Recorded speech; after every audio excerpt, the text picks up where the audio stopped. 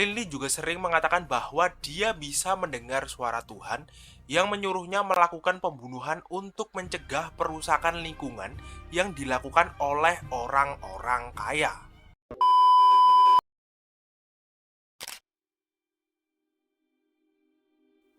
Santa Cruz adalah sebuah kota di negara bagian California, Amerika Serikat. Pada tahun 1960 sampai 1970, kota ini terkenal dengan ketenangan, kerukunan antar penduduknya, dan keamanan kotanya. Tapi, semua hal itu tiba-tiba hilang bak ditiup angin malam, ketika sebuah tragedi mengerikan menimpa keluarga Ohta. Keluarga yang dikenal ramah dan harmonis itu tiba-tiba dimusnahkan oleh seorang yang mengaku utusan Tuhan, yaitu John Linley Frazee. Linley adalah mata rantai pertama dalam rentetan pembunuhan yang terjadi di kota Santa Cruz sebelum kasus pembunuhan yang dilakukan oleh Herbert Mullin dan Edmund Kemper. Gimana? Udah penasaran sama jalan ceritanya? Eits, tunggu dulu. Sebelum kita masuk ke video kali ini, jangan lupa untuk di-like dan di-subscribe dulu. Karena kedepannya kita akan lebih banyak membahas kasus-kasus yang lebih menarik lagi. Jadi, pastikan kalian sudah menekan tombol lonceng notifikasinya agar kalian tidak ketinggalan update terbaru dari channel ini. Oke lah, gak usah lama-lama lagi, langsung aja kita masuk ke TKP.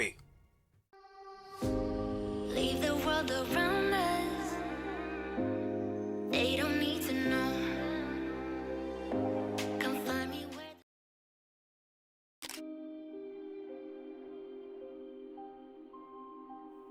John Linley Frazee lahir pada tanggal 26 Januari 1946 di negara bagian Ohio, Amerika Serikat.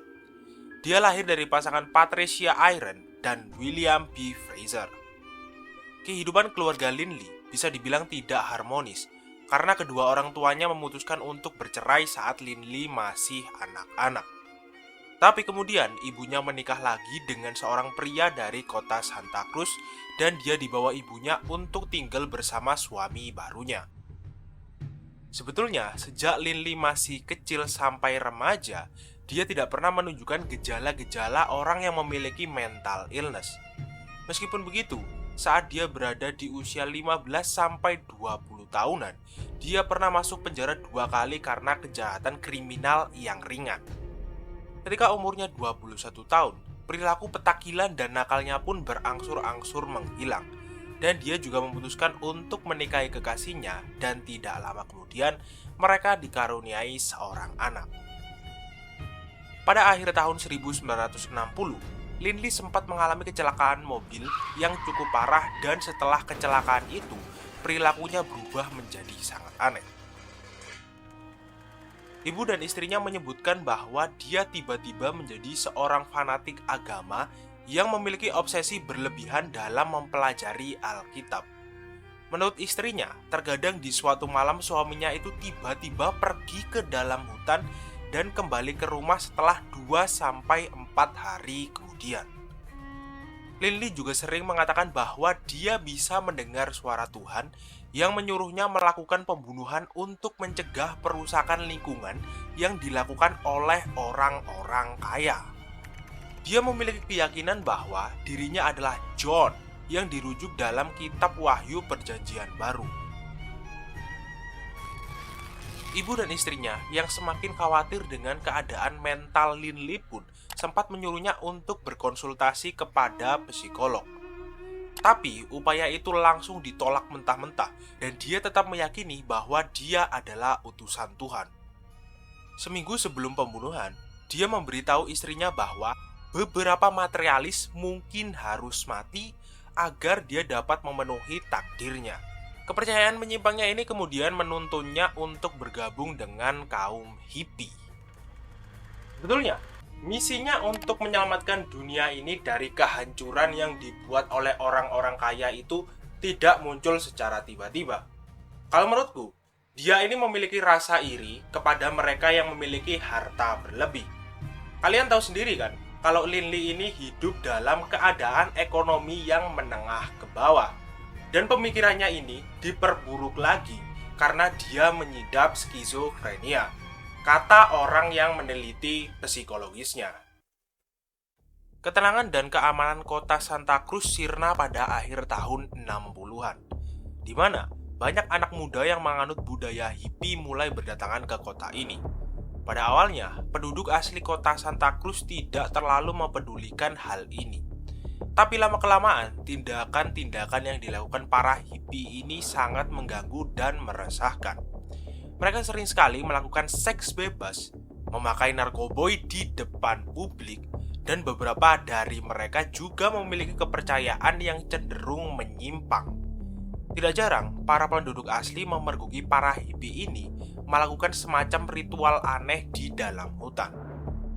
Penentangan masyarakat terhadap kaum hippie semakin keras setelah terjadinya pembantaian terhadap 8 orang yang dilakukan kelompok hippie yang dipimpin oleh Charles Manson pada tahun 1966.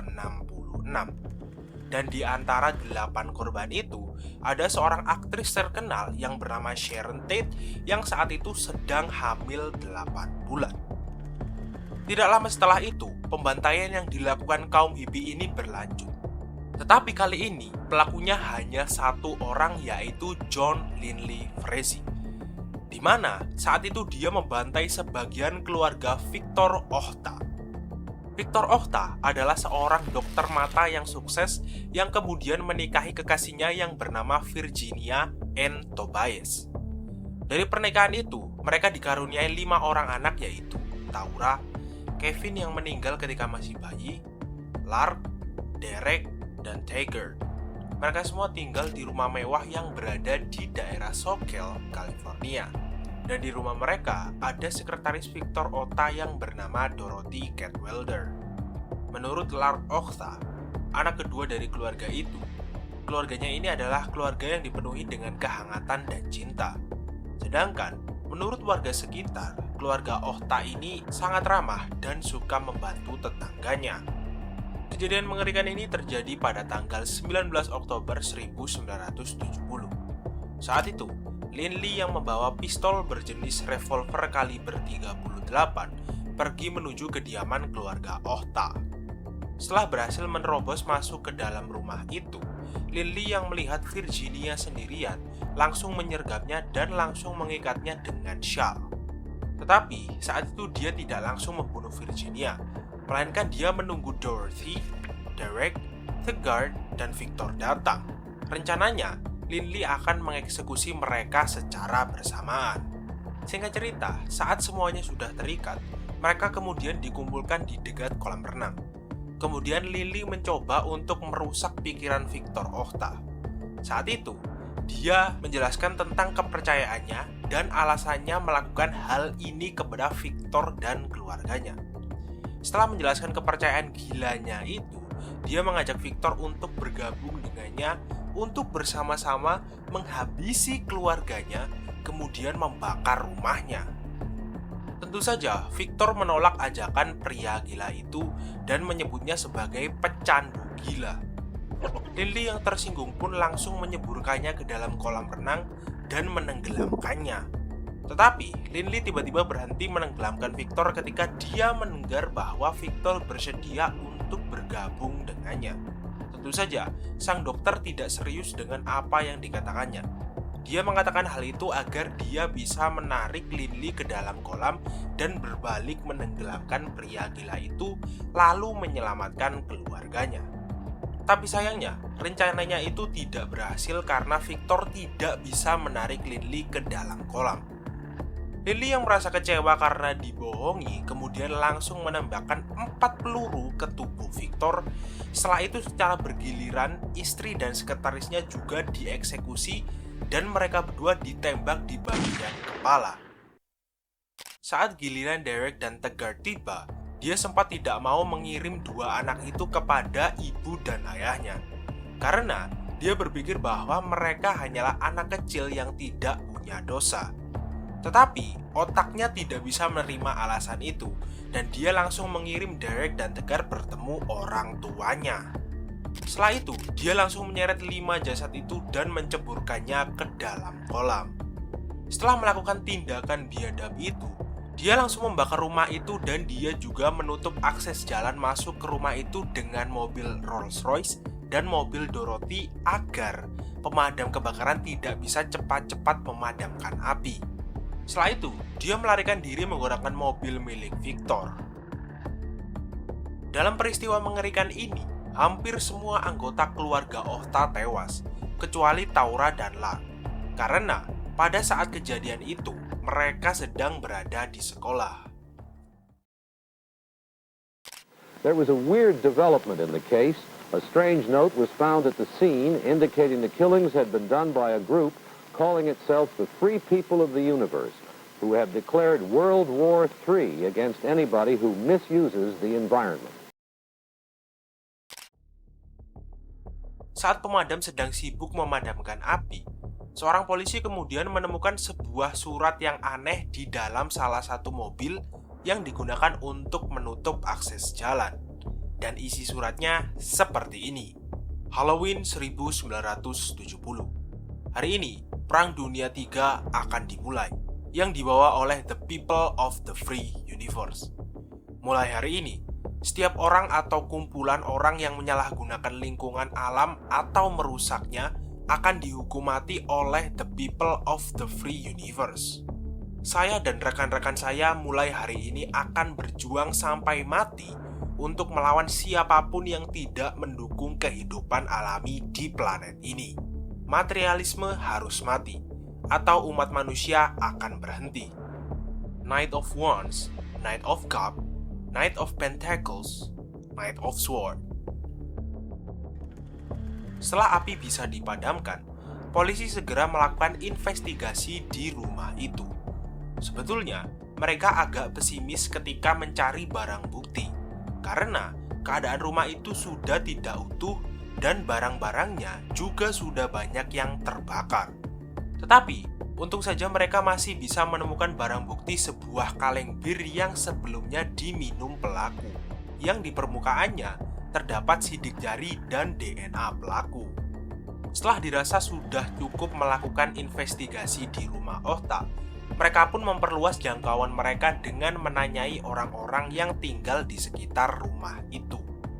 Alhasil, mereka mendapatkan sebuah kesaksian dari Roger Cruz dan pasangannya yang tinggal di sekitar rumah Ohta. Mereka mengatakan bahwa tetangga mereka yang bernama John Linley Frazee mungkin adalah pelaku di balik pembantaian keluarga Ohta. Pasalnya, Linley seringkali mengatakan bahwa dia adalah seorang yang diutus Tuhan untuk membebaskan bumi dari kerusakan yang dibuat oleh orang-orang kaya. Dia bahkan juga pernah mengutarakan kebenciannya kepada orang-orang seperti Victor Ohta. Setelah itu, polisi kemudian menemukan mobil Victor Ohta yang dibawa kabur Linley di sebuah terowongan dengan keadaan yang rusak. Kaca depan mobilnya terdapat beberapa lubang akibat tembakan peluru, kaca sampingnya pecah, dan untuk bodi mobilnya juga sudah ringsek. Polisi kemudian kembali mendapatkan informasi dari seorang warga yang mengatakan bahwa dia sempat melihat Linley yang membawa pistol revolver masuk ke dalam hutan. Setelah mendengar laporan itu, pihak kepolisian kemudian mengutus Rod Sanford dan Brett Arpland untuk menangkap John Linley.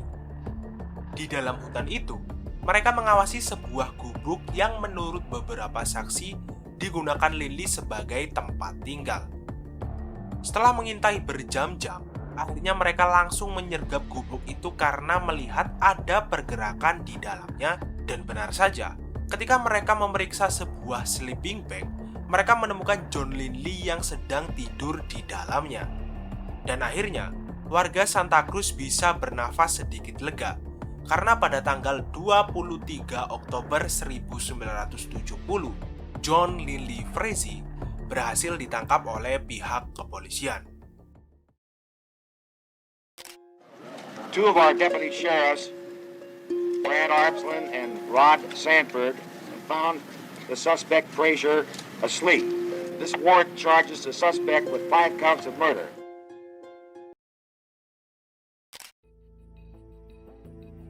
Pengadilan John Linley Frazee dimulai di bulan Oktober 1971. Sebetulnya, bukti yang terkumpul sudah lebih dari cukup untuk mendakwa John Linley bersalah atas terbunuhnya sebagian keluarga Okta dan sekretarisnya Dorothy Cadwalder. Tetapi, PR terbesarnya adalah mereka harus bisa memasukkan Linley ke penjara.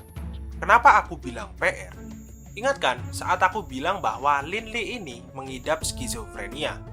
Nah, kalau memang alasannya membunuh adalah karena efek penyakitnya, maka dia nggak akan dimasukkan ke penjara, melainkan dia akan dimasukkan ke rumah sakit jiwa. Tapi untungnya, seorang psikiater bisa membuktikan bahwa Linley ini membunuh bukan karena efek penyakitnya aja, tetapi dia juga terinfluence oleh pembunuhan yang dilakukan oleh Charles Manson.